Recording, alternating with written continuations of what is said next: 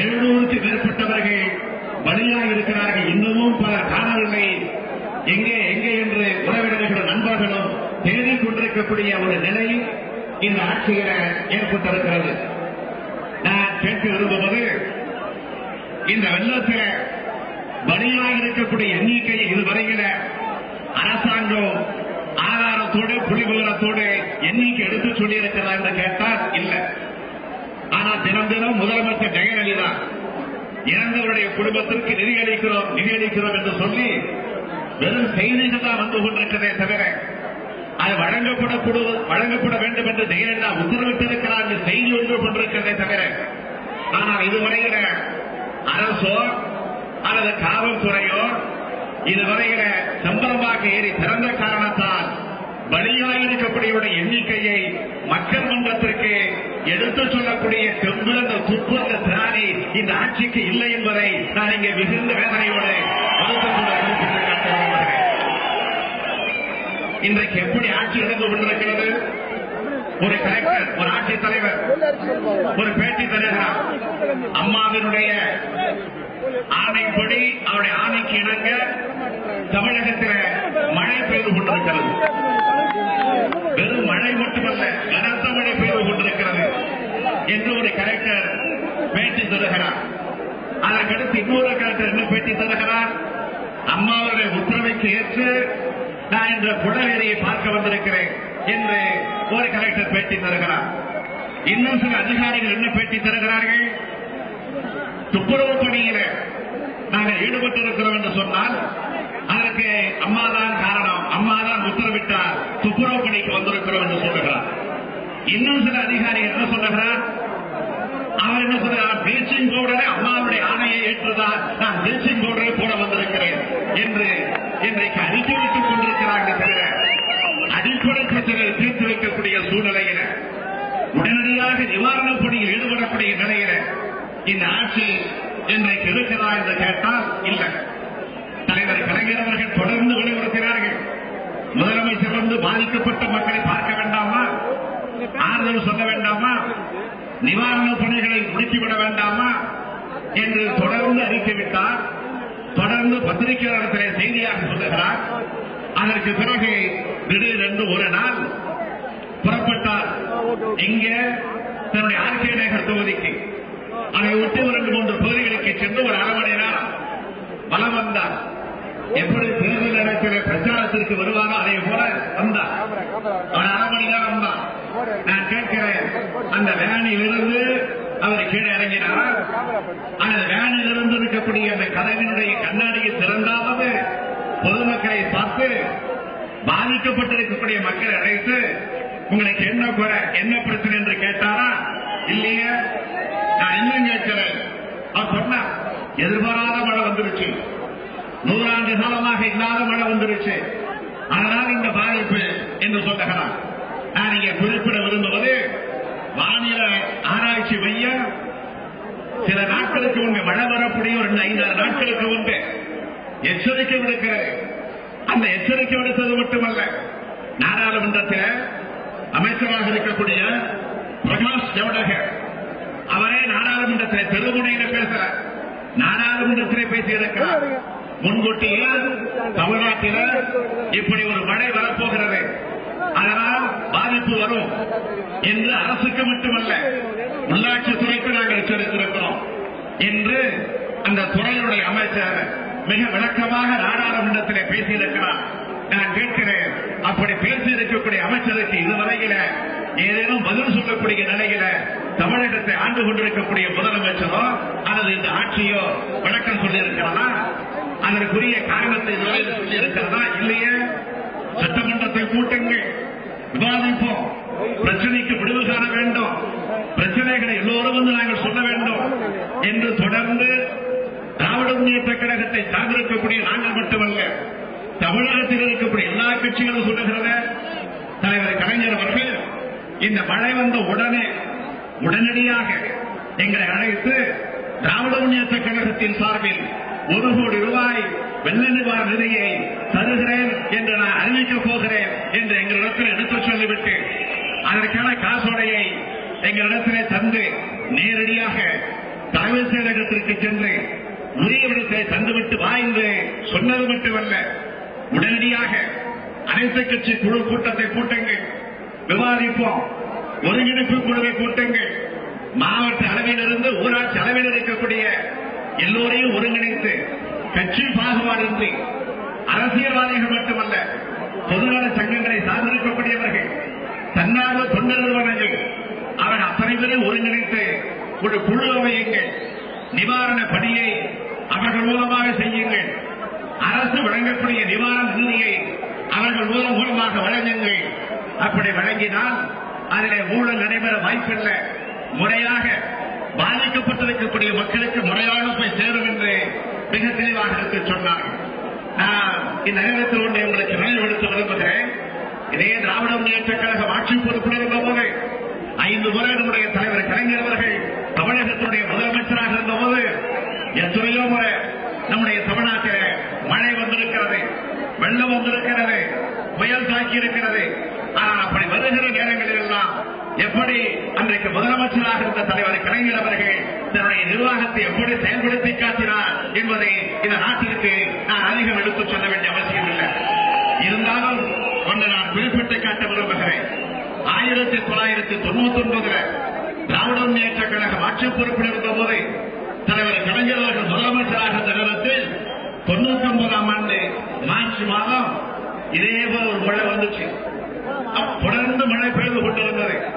அந்த நேரத்தில் சென்னைக்கு குடிநீரை வழங்கிக் கொண்டிருக்கக்கூடிய புழல் ஏரி, அந்த புழல் ஏரி உடையக்கூடிய ஒரு சூழ்நிலை ஏற்பட்டுச்சு. அப்படி ஏற்பட்ட நேரத்தில் அது எந்த நிலையில் என்று கேட்டால், அங்கிருக்கக்கூடிய கீழ்நிலையில் இருக்கக்கூடிய அதிகாரிகள் விடியற்கால 3 மணி அளவில் 4 மணி அளவில் கண்டுபிடித்து உடனே சம்பந்தப்பட்டிருக்கக்கூடிய மேலதிகாரிக்கு சொல்லுகிறார்கள். அதற்கு பிறகு ஆட்சித்தலைவருக்கு இந்த செய்தி கிடைக்கிறது. அப்பொழுது விடியற்கால 4 மணி. இந்த செய்தியை மாவட்ட ஆட்சித்தலைவர் அவர்கள் முதல்வராக இருக்கக்கூடிய தலைவர் கலைஞர் நேரடியாக அங்கிருந்து உடனடியாக தொலைபேசிகளையே தொடர்பு கொண்டு விவரத்தை சொல்லுகிறார். எப்பொழுது நன்றாக கவனியுங்கள். விடியற்காலை 4 மணிக்கு மாவட்டத்தினுடைய ஆட்சித்தலைவர், திருவள்ளூர் மாவட்டத்தினுடைய ஆட்சித்தலைவர் IAS அதிகாரி பிரபாகரன் அவர்கள் அவர்தான் இந்த செய்தியை சொல்லுகிறார். செய்தியை சொன்னதோ அடுத்த வினாடி கோபாலபுரத்திலிருந்து தலைவர் கலைஞர் அவர்கள் கிளம்பி 4:30 மணிக்கு 5 மணிக்கு இதே சென்னை சேஞ்சாஜ் கோட்டையில் வந்து உட்காருகிறார். அதிகாரிகளை கூப்பிடுகிறார், பொதுப்பணித்துறை அதிகாரிகளை கூப்பிடுகிறார், தலைமைச் செயலாளர் அழைக்கிறார். இன்னும் நான் சொல்லுகிறேன், அந்த நேரத்தில் பொதுப்பணித்துறை அமைச்சராக இருந்தவர் தான் இங்கே அமர்ந்திருக்கக்கூடிய துரைமுருகன் அவர்கள். அவர் அப்பொழுது சென்னையில் இல்லை. அவரும் விடியிருக்கால அவருடைய வீட்டில ஒரு துயரச் செய்தி, அவருடைய மாமனார் மறைவு செய்த பொழுதுதான் அவருக்கு கிடைக்கிறது. அந்த செய்தியை கேள்விப்பட்டு அந்த இறுதி மரியாதை செய்வதற்காக அவர் சென்னையிலிருந்து புறப்பட்டு காரிலே போய்க் கொண்டிருக்கிறார். அப்பொழுது தலைவர் கலைஞர் அவர்கள் பொதுப்பணித்துறை அமைச்சருக்கு தகவல் சொல்ல தலைவரே தொலைபேசியிலே தொடர்பு கொள்கிறார். அப்பொழுது நான் துக்க நிகழ்ச்சிக்கு போய்க் கொண்டிருக்கிறேன் என்று அந்த துரைமுருகன் சொன்னப்போ தலைவர் என்ன சொன்னார் தெரியுமா? நீ வர வேண்டாம், நீ உன்னுடைய மாமனார் இறந்திருக்கிறார், உன்னுடைய இல்லத்திலே ஒரு துயரமான செய்தி நடந்திருக்கிறது, நீ அங்கே போ, நான் உடனடிக்கு நானே போகிறேன் என்று சொல்லி தலைவர் கலைஞர் அவர்கள் அங்கே நேரடியாக வந்து நிவாரணப் படையில் உடனடியாக ஈடுபட்டு அந்த ஆபத்திலிருந்து அன்றைக்கு காப்பாற்றிய சென்னை மாநகர மக்களை காப்பாற்றிய தலைவர் தான் இங்கே வீட்டிருக்கக்கூடிய நம்முடைய தலைவர் கலைஞர் அவர்தான். இன்றைக்கு செம்பரம்பாக்கம் ஏழையில நடைபெற்றிருக்கக்கூடிய இந்த தவறுக்கு நீதி கேட்டு விசாரணை கமிஷனை உடனடியாக அமைத்திட வேண்டும் என்று இன்றைக்கு இந்த போராட்டத்தை அறப்போராட்டமாக நடத்தி கொண்டிருக்கிறார். எனவே சென்னையை நாசக்காராக ஆக்கியிருக்கிறார்கள். ஏறக்குறை 25,000 கோடி ரூபாய் அளவிற்கு நஷ்டம் ஏற்பட்டிருக்கிறது. ஏறக்குறை 20 லட்சம் மக்கள் இந்த வெள்ளத்திலே பாதிக்கப்பட்டிருக்கிறார்கள். 700க்கும் மேற்பட்டவர்கள் உயிரிழந்திருக்கிறார்கள். இதற்கெல்லாம் யார் காரணம்? நான் அழுத்த நிறுத்தமாக சொல்லுகிறேன், தமிழ்நாட்டுடைய முதலமைச்சராக இருக்கக்கூடிய அம்மையார் ஜெயலலிதா அவர்கள் தான் இதற்கு முழு காரணம். ஆகவே செம்பரம்பாக்க ஏரியை முறையோடு திறந்திருந்தால் நிச்சயம் இந்த ஆபத்து வருவதற்கு வாய்ப்பில்லை. எனவே ஜெயலலிதா அவர்கள் இது எனக்கு தெரியாது என்று தப்பித்துக் கொண்டிருக்கிறார். அமைச்சரவை என்று சொன்னால் அது ஒரு கூட்டு பொறுப்பு. ஆகவே உதவி பொறியாளர் தான் இந்த தவறு செய்தார் என்று சொல்லி பொறியாளர் தப்பித்து விட முடியாது. பொறியாளர் தான் இந்த தவறு செய்திருக்கிறார் என்று சொல்லி தலைமைச் செயலாளர் தப்பித்து விட முடியாது. தலைமைச் செயலாளர் தான் இந்த தவறு செய்திருக்கிறார் என்று சொல்லி அமைச்சர்கள் தப்பித்து விட முடியாது. அமைச்சர்கள் தான் தவறு செய்திருக்கிறார் என்று சொல்லி முதலமைச்சரும் இந்த பிரச்சனையிலிருந்து தப்பிக்க முடியாது. எனவே ஜெயலலிதா இதற்கெல்லாம் பதில் சொல்லக்கூடிய காலம் விரைவில் வரப்போகிறது. இன்னும் அழுத்தமாக சொல்லுகிறேன், 2016 மே மாதம் நடைபெறவிருக்கக்கூடிய தேர்தலில் அவர்கள் ஆட்சி பொறுப்பில் அமருகிற போது இதற்கெல்லாம் பதில் சொல்லக்கூடிய காலம் வரும் வரும் வரும் என்று சொல்லி விடைபெறுகிறேன்.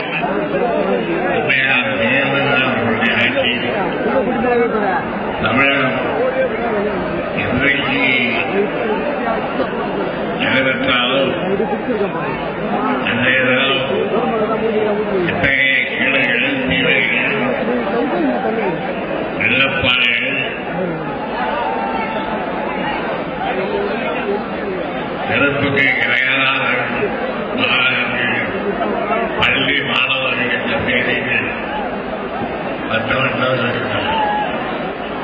அப்படிப்பட்ட செய்திகளை இருந்ததால் இன்றைக்கு நாம்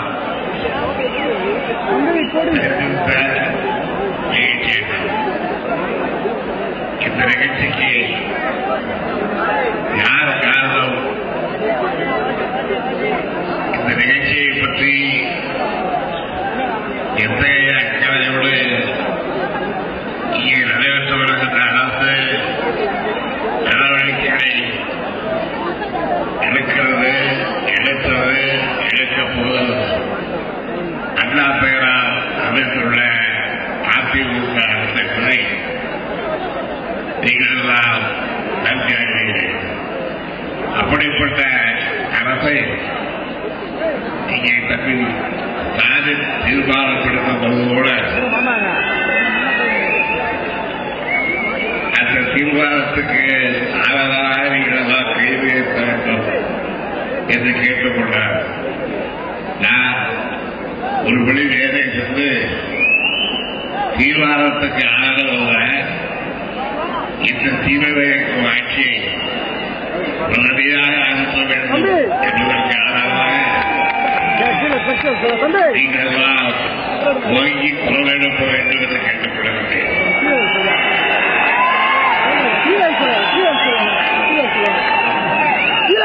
இந்த ஆட்சியால் ஏற்பட்ட தீவிரங்கள் இங்கே ஸ்டாலின் குறிப்பிட்டதை போல்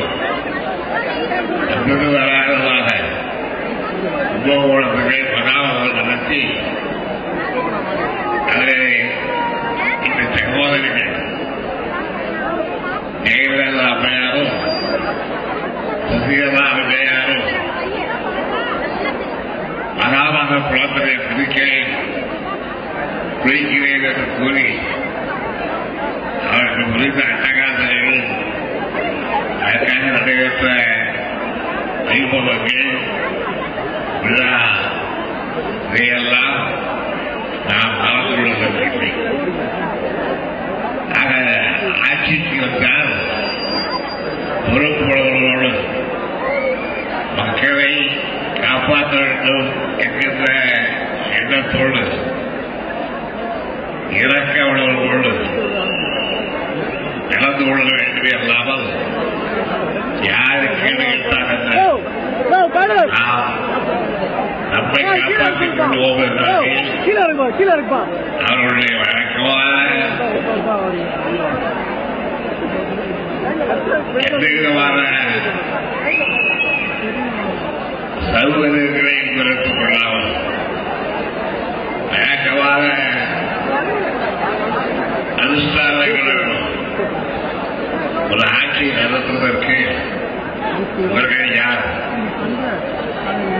தமிழ்நாட்டில் பெருந்தலைவர் காமராஜர் ஆட்சி நடத்தினார், பேரறிஞர் அண்ணா அவர்களுடைய ஆட்சி நடத்தினார், மற்றவர்கள் ஆட்சி நடைபெற்றது. ஆனால் எந்த ஆட்சியிலும் இப்படிப்பட்ட கொடுமைகளை யாரும் சந்தித்ததில்லை. ஆனால் கொள்கைகள் நடப்பது மாத்திரமல்ல, அந்த கொள்கைகளுக்கு அக்காலத்தாக்கி அவற்றை நியாயப்படுத்தி அது தொடர்ந்து நகரத்த அரசியலோ என்று கூறுகின்ற மூர்க்கத்தனமான முதலமைச்சர்களும் அதுக்கு ஒரு பட்டாளம் தலைவணங்கக்கூடிய பட்டாளம் அவர்களெல்லாம் காலில் இருந்து நமஸ்கரித்து தயாபதியை நீங்கள்தான் இந்த நாட்டில் விதிக்க வேண்டியிருந்தது இன்றைக்கும் முட்டாள்தனமாக பற்றி தெரியாத பிரார்த்தனா